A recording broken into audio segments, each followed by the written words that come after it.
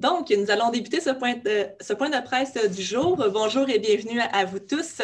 Aujourd'hui, jeudi 3 décembre 2020, on est ensemble, comme à l'habitude, pour faire le point de la pandémie de la COVID-19 dans la région de l'Abitibi-Témiscamingue. Pour ceux qui ne me connaissent pas encore, mon nom est Anne-Marie Trépanier. Aujourd'hui, nos porte-parole du jour, comme à l'habitude, pour commencer, Mme Caroline Roy, présidente et directrice générale du CIS de l'Abitibi-Témiscamingue, et pour continuer, Dr. Omobola Sobenjo de la santé publique. Donc, sans plus attendre, Mme Roy. Oui, bonjour à tous. Encore une fois, un plaisir d'échanger avec vous aujourd'hui. Je vais évidemment aborder les éléments qui ont été mentionnés par notre premier ministre ce jour en lien avec les directives pour la période des fêtes. Mais tout juste avant, une bonne nouvelle quand même pour vous informer qu'il y a maintenant une ligne pour les personnes qui n'ont pas reçu leur résultat de dépistage en dedans d'un délai de 48 heures. Donc, pour toute personne qui est en attente d'un résultat de dépistage lié à la COVID-19 et que ça fait plus de 48 heures que vous attendez, je vais vous donner à l'instant un numéro de téléphone qui est une ligne téléphonique dédiée pour pouvoir vous faire un suivi là, de la situation avec vous. Donc, il s'agit du 1-833-723-COVID.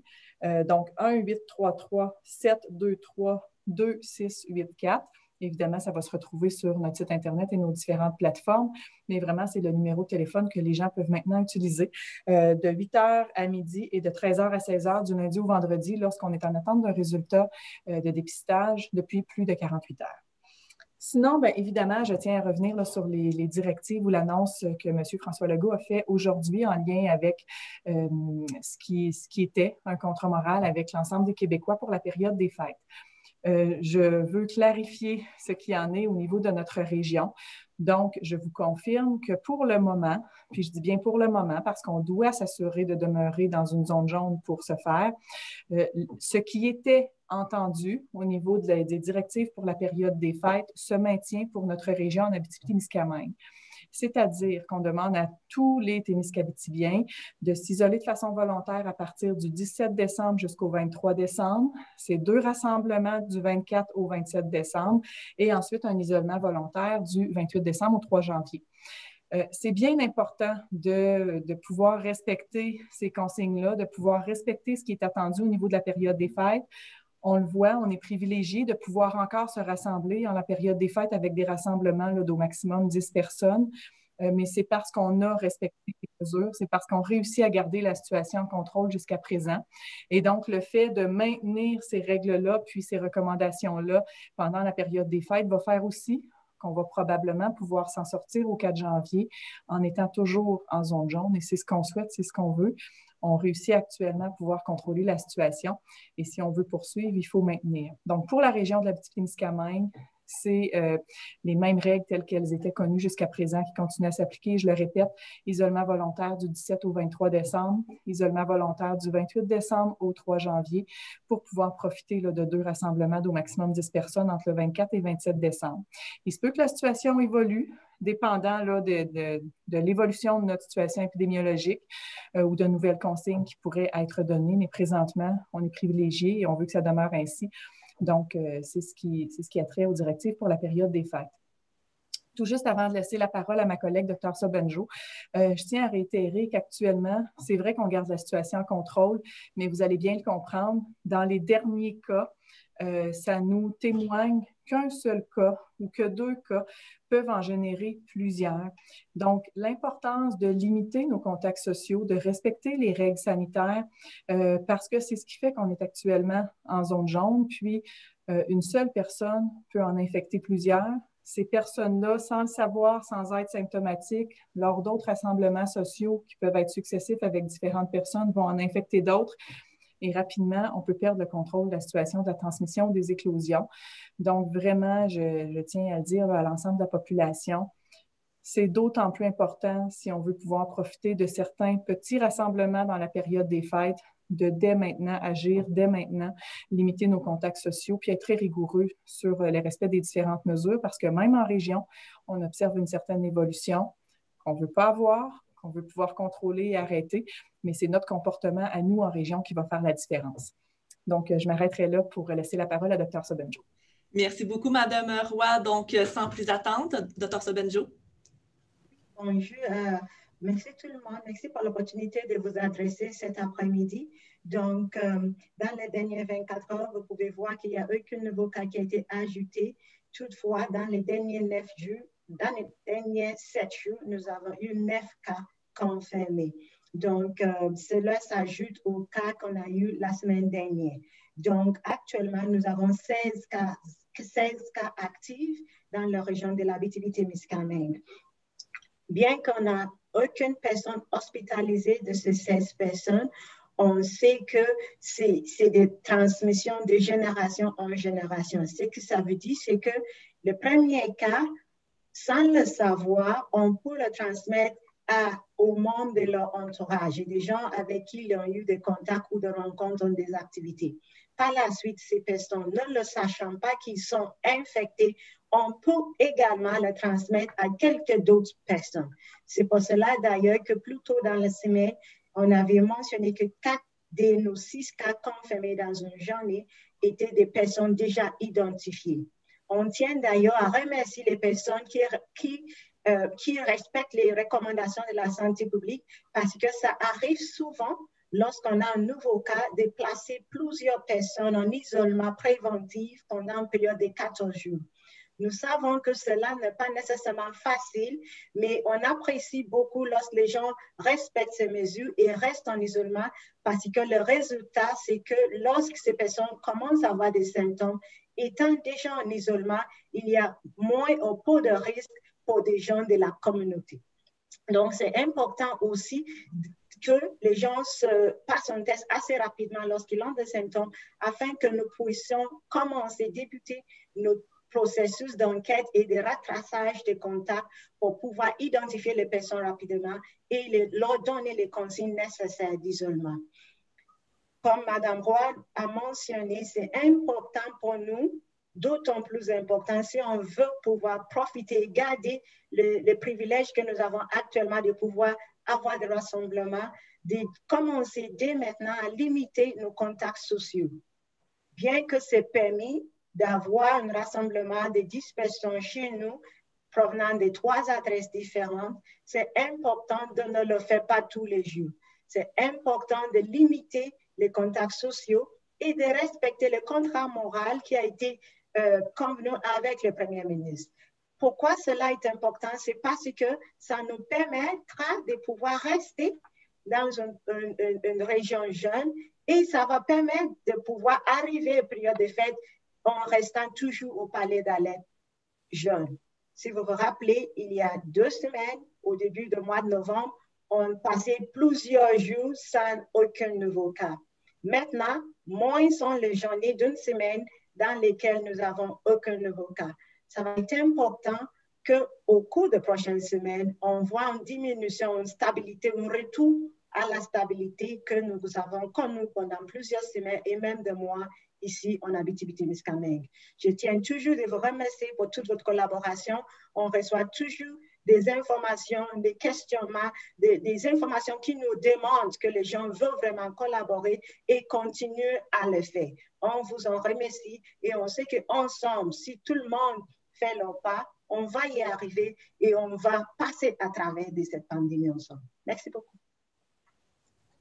Merci beaucoup, Dr. Sobadjo. Donc, nous sommes déjà rendus à la période de questions. Comme à l'habitude, on vous invite à y aller soit par écrit ou bien en allumant vos micros. Ça a déjà commencé par écrit, donc j'irai avec la première question. Est-ce qu'on peut avoir plus de détails sur les derniers 6 confirmés? On parle bien sûr des cas positifs à la COVID-19.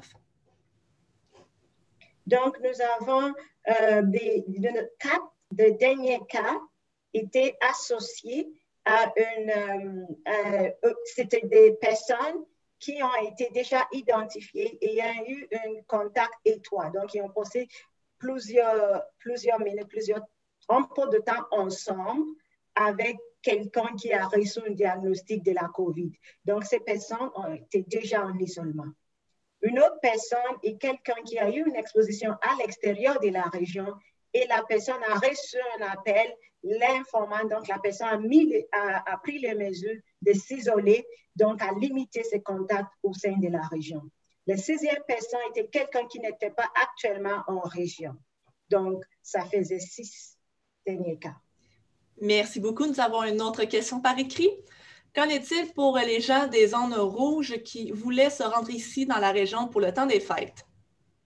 Donc, pour l'instant, comme c'est toujours été sur le site web et c'est toujours été dit par le PM que ce n'est pas recommandé d'avoir des déplacements entre les régions. Donc, il y aura plus des actions ou des mesures qui vont être prises pour aider les gens à rester dans leur région de provenance pendant la période des fêtes.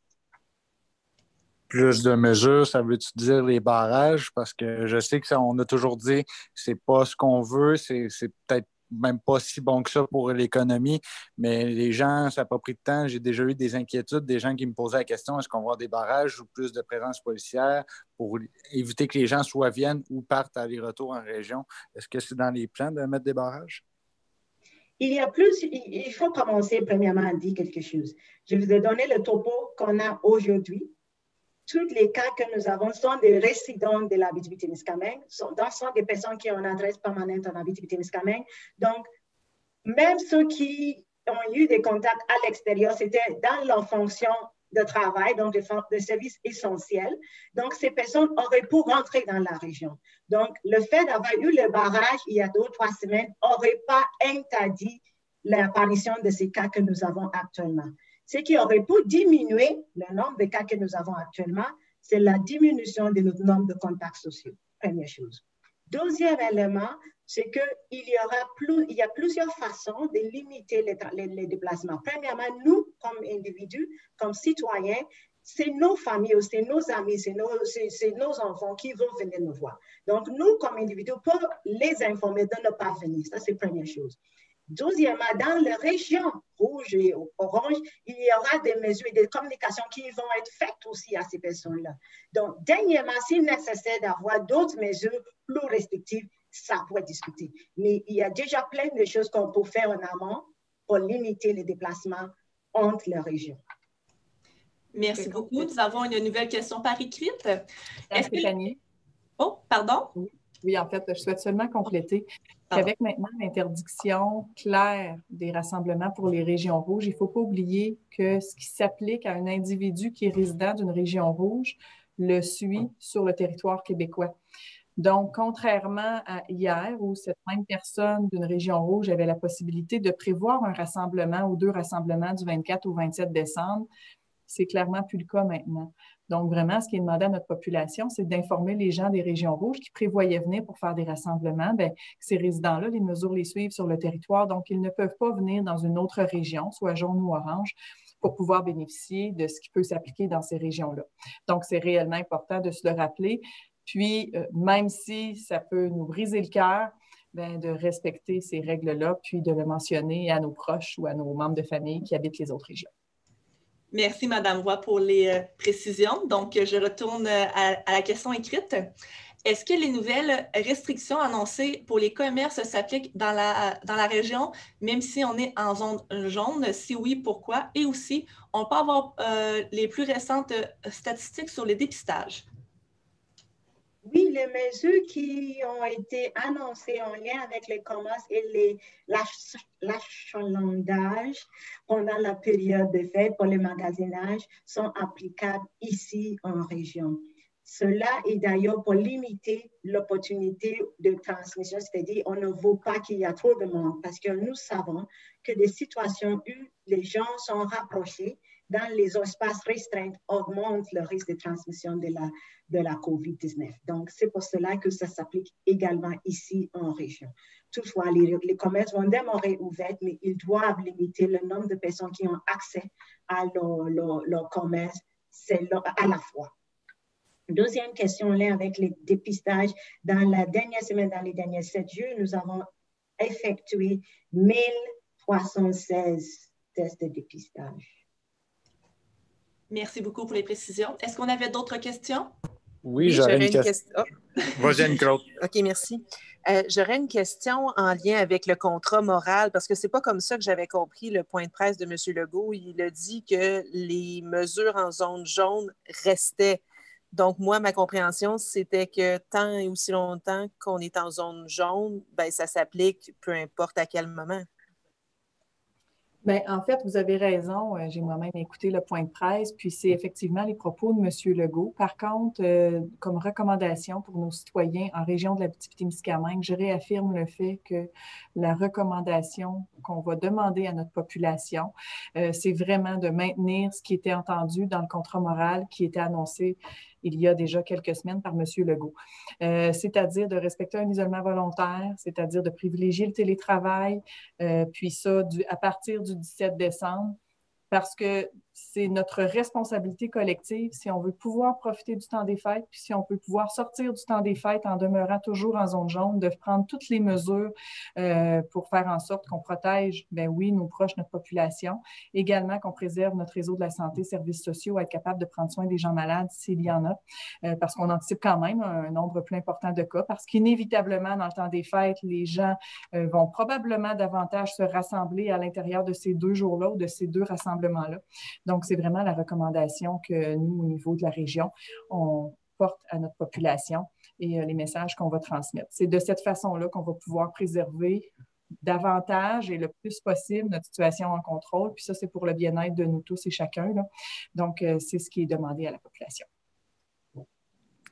J'aurais une question pour vous, Mme Roy. Les maires de la MRC d'Abitibi ont fait un point de presse cette semaine pour un peu dénoncer la réorganisation aussi ça qui se fait, disant que leurs citoyens allaient avoir à se déplacer, puis ils trouvaient un peu que la réorganisation n'était peut-être pas parfaite et demandent peut-être des rencontres ou de revoir cette réorganisation-là. Est-ce que c'est quelque chose que vous envisagez de s'asseoir avec eux? Ils disent qu'ils n'ont pas été non plus rencontrés pour consulter pour établir cette réorganisation-là. Est-ce que vous avez l'intention de vous asseoir avec eux et de revoir cette réorganisation-là?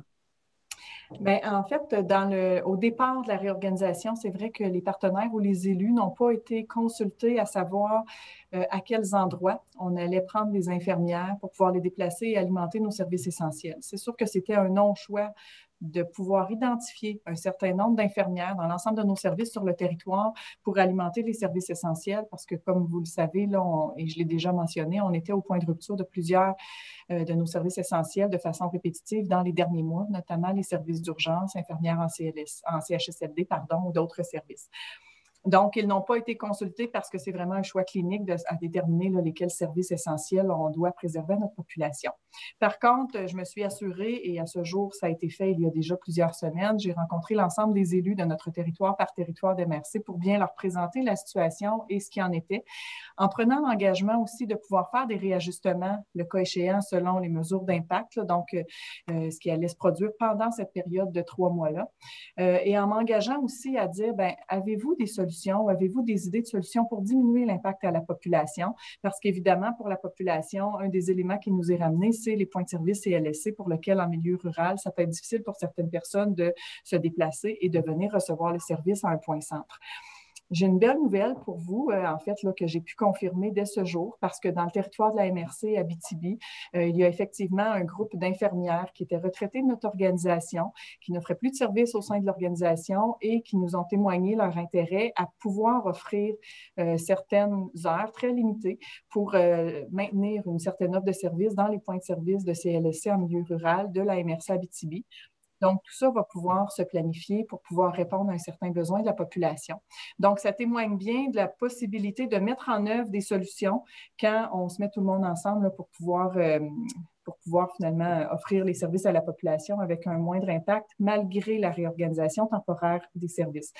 Les rencontres qu'avec les élus de chacun des territoires des MRC, je fais une deuxième tournée avant la période des fêtes. Là, de nouveau, je vais les rencontrer tous parce qu'il y aura peut-être d'autres options de solutions aussi qui vont émerger, soit dans d'autres territoires des MRC ou d'une autre façon. Mais notre volonté, c'est vraiment d'avoir le moindre impact à la population pendant cette période-là. Le dernier message, c'est vraiment de dire que c'est temporaire. C'est important de se le rappeler parce que les services de proximité, pour moi, pour notre organisation, pour le conseil d'administration, c'est une priorité et ça signifie aussi de maintenir des services dans nos points de service CLSC en milieu rural. Donc, le 3 mois nous permet de regarder au sein de toute l'organisation de quelle façon on peut se réorganiser pour utiliser moins d'infirmières, mais s'assurer de maintenir les services à la population. Donc, est-ce que ce sera de la même façon qu'on va le faire dans 3 mois? Probablement pas. Mais oui, il y aura des services au niveau de la proximité en milieu rural qui sera fait. Et là, pendant ces 3 mois-là, c'est clair qu'on a différents partenaires, dont les élus, mais d'autres partenaires également, qui contribuent avec nous à échanger sur quelles sont les meilleures pistes de solutions qu'on doit explorer. Merci beaucoup, Mme Roy, pour les détails. Nous avons une nouvelle question par écrite. Donc, combien de personnes en isolement préventif dans la Vallée de l'Or? Oui, bonjour, merci pour la question. Premièrement, je tiens à mentionner que le nombre de personnes en isolement, c'est un chiffre qui bouge beaucoup. Donc, c'est pour cela d'ailleurs qu'on ne le partage pas. Deuxièmement, c'est qu'actuellement, bien que la majorité de nos cas se trouvent dans la MRC de Vallée de l'Or, nous avons des personnes en isolement presque dans toutes les MRC de la région. Pourquoi? Parce que des fois, nous recevons des informations en lien avec des personnes qui, soit en contexte de travail ou dans d'autres situations, ont été en contact avec un cas confirmé d'une autre région, d'une autre province ou d'un autre endroit. Et ces personnes sont également en isolement préventif et suivies par la santé publique de notre région. Donc, à chaque moment, il y a plusieurs personnes qui sont en isolement, même lorsque nous n'avons aucun cas actif en région.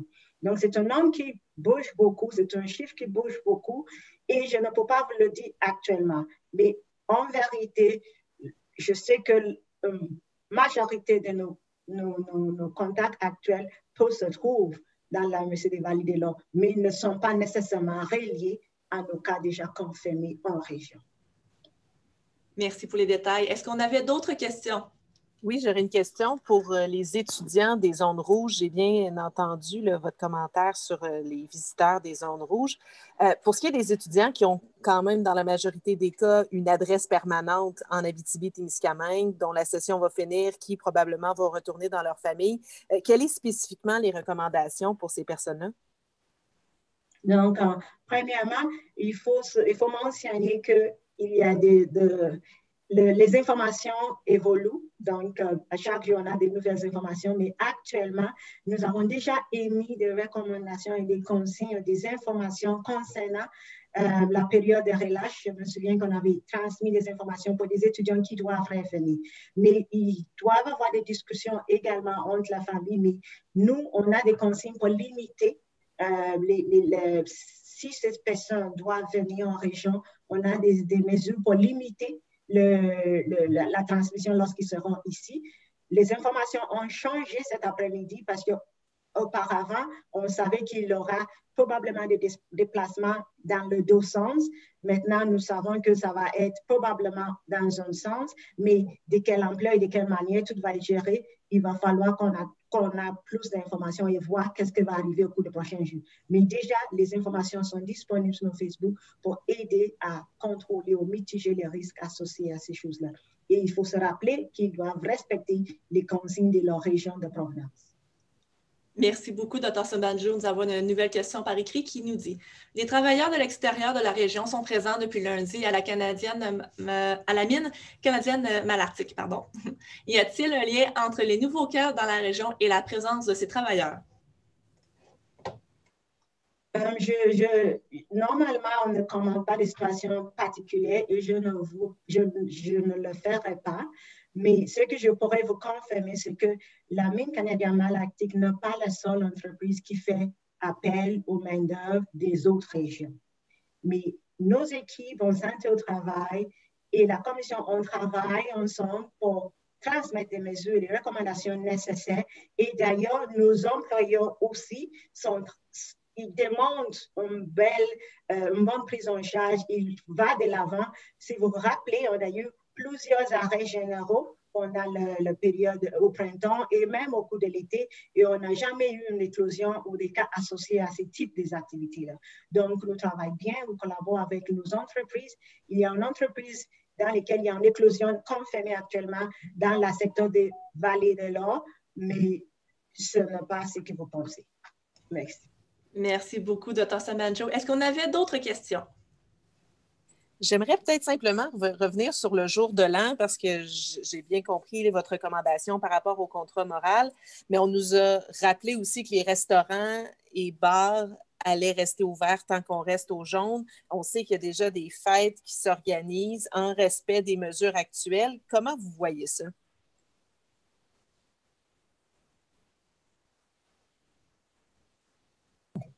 Donc, je peux débuter, puis Dr. Sobanjo pourra compléter.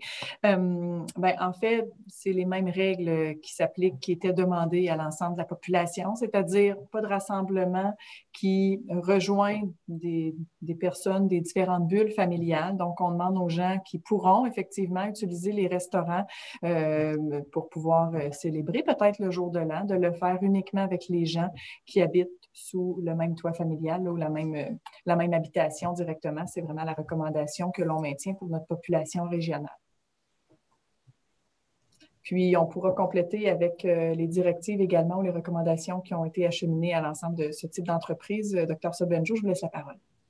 Oui, effectivement, nous avons déjà communiqué des recommandations aux entreprises qui offrent ce type d'activités. Et aussi, il faut se rappeler que la situation épidémiologique évolue quotidiennement. Donc, il peut toujours avoir des changements. Ce qu'on vous dit aujourd'hui, ça peut être le contraire demain si la situation change. Donc, on continue à surveiller la situation. Si la situation nous informe de la nécessité de prendre d'autres mesures, il va falloir qu'on le prenne. Merci beaucoup. Est-ce qu'on avait d'autres questions? Je crois sinon que ça faisait le tour pour aujourd'hui. Donc, comme à l'habitude, merci beaucoup de vous être présenté en si grand nombre et on se revoit jeudi prochain. Merci beaucoup tout le monde. Merci. Bonne journée. Merci. Merci beaucoup. Au revoir.